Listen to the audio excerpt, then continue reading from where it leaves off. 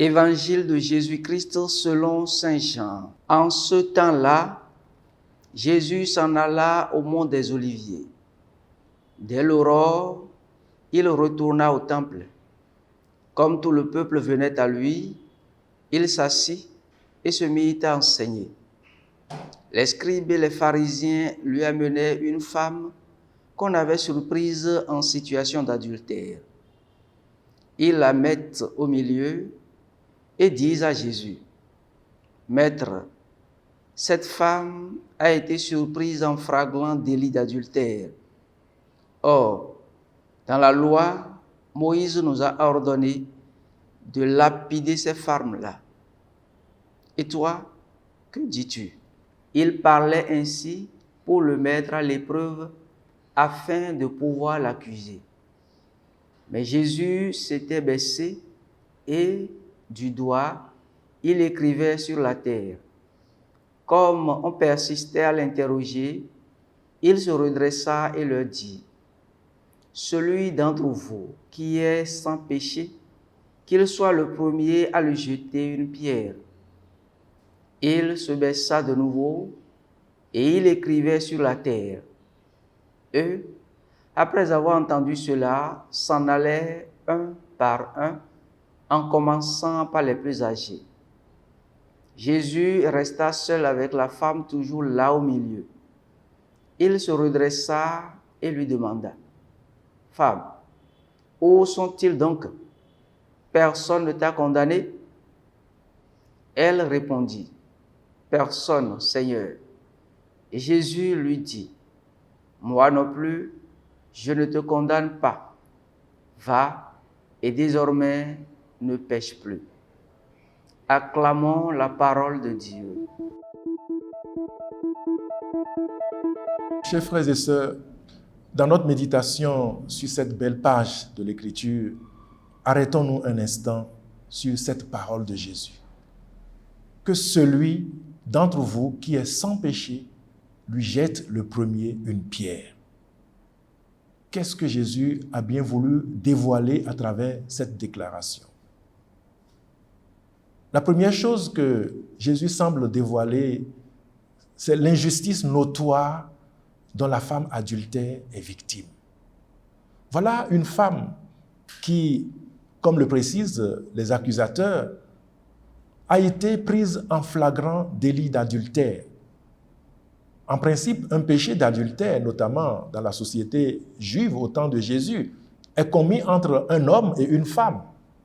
Or, dans le texte spécifique, il n'est nullement question de l'homme. Seule la femme est arrêtée et accusée. Le plus surprenant est que les accusateurs sont tous des hommes formant un cercle autour de la femme accusée. Alors, le texte, dans sa version originale, précise en effet qu'il place la femme au milieu. Autrement dit, la femme adultère est présentée comme une bête, la bête noire à abattre par un groupe d'hommes. Ce que Jésus semble vouloir relever est l'injustice notoire d'une société masochiste où les hommes tendent à exercer leur domination sur les femmes en les privant de toute dignité. Par sa prise de parole, Jésus semble renvoyer donc les accusateurs de la femme à leur propre conscience. Et c'est le lieu où ils sont confrontés à la loi inscrite au cœur de tout homme et où ils pourront eux-mêmes prendre conscience de leur incohérence et de l'injustice notoire commise contre cette pauvre femme. Une injustice que n'admettrait nullement la loi de Dieu qu'ils prétendent défendre.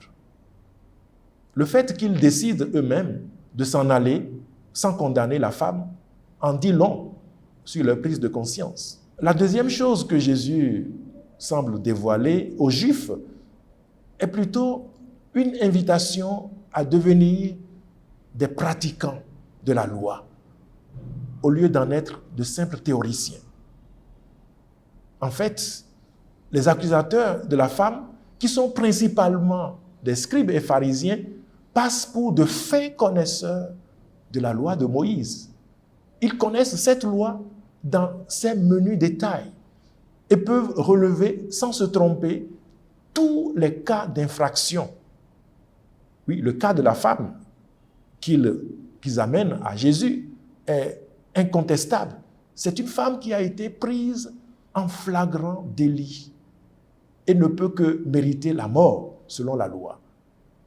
Or, dans sa réponse, Jésus semble leur demander instamment de devenir des pratiquants de la loi, c'est-à-dire ceux qui s'engagent à la mettre en application dans toutes ses exigences.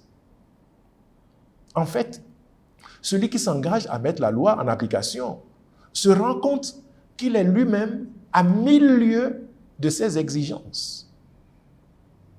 Sa propre vie est le lieu d'une inclination permanente au péché, ce qui montre qu'il ne saurait s'estimer parfait.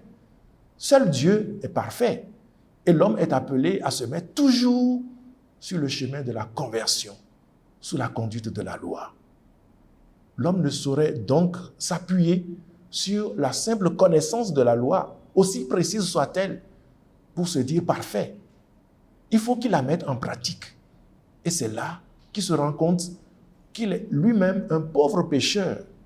Il ne relève pas de lui de juger les autres, car Dieu est le seul vrai juge des vivants et des morts. Alors, quel lien avec notre thème, le thème de la conversion, choisi pour notre année pastorale? Est-ce que nous avons conscience de la gravité de nos accusations? Savons-nous à quel point nos jugements téméraires, nos accusations, nos boucliers levés contre des pécheurs identifiés par nos soins peuvent détruire une personne, l'enfermant dans la prison de l'accusation et de l'exclusion? Oui, une phrase étrange se trouve dans l'Évangile. Jésus resta seul avec la femme, toujours là au milieu. Tous étaient déjà partis. Il ne restait que Jésus et la femme. Mais pourquoi dit-on qu'elle est encore au milieu? Eh bien, quand nous encerclons quelqu'un par nos accusations, il demeure prisonnier de nos jugements téméraires. Car les effets du mal perdurent en attendant que le Seigneur vienne apaiser son cœur. Que d'accusations dans nos groupes de prière et associations. Que de critiques à l'encontre des prêtres, des agents pastoraux. Que d'accusations dans les foyers. Que de jugements arbitraires. Oui, une église convertie à l'Évangile est une église où tous se reconnaissent pécheurs pardonnés, en marche vers la sainteté. Une église convertie est une église où l'on tend la main au frère, à la sœur, en difficulté, au lieu de l'achever par la matraque des critiques et l'épée du jugement. Savons-nous que cette attitude est parfois un péché encore plus grave que celui commis par celui ou celle qu'on critique? Connais-tu un frère, une sœur qui est en difficulté, qui a commis une faute d'une particulière gravité, qui est dans une situation délicate ou dangereuse, qui peine à sortir d'un péché depuis longtemps? Arme-toi de courage et de miséricorde. Va le trouver, parle-lui, fais sauter le cercle de la condamnation et ramène ton frère, ta sœur. Oui, si tu n'arrives pas à le rencontrer, passe par quelqu'un d'autre qui pourra lui parler. Dans tous les cas, ne manque pas de prier pour lui. Dieu t'en saura gré. Identifie au moins une personne et fais cet acte envers elle pendant ce temps de carême et même au-delà de ce temps de carême. Dieu vous bénisse.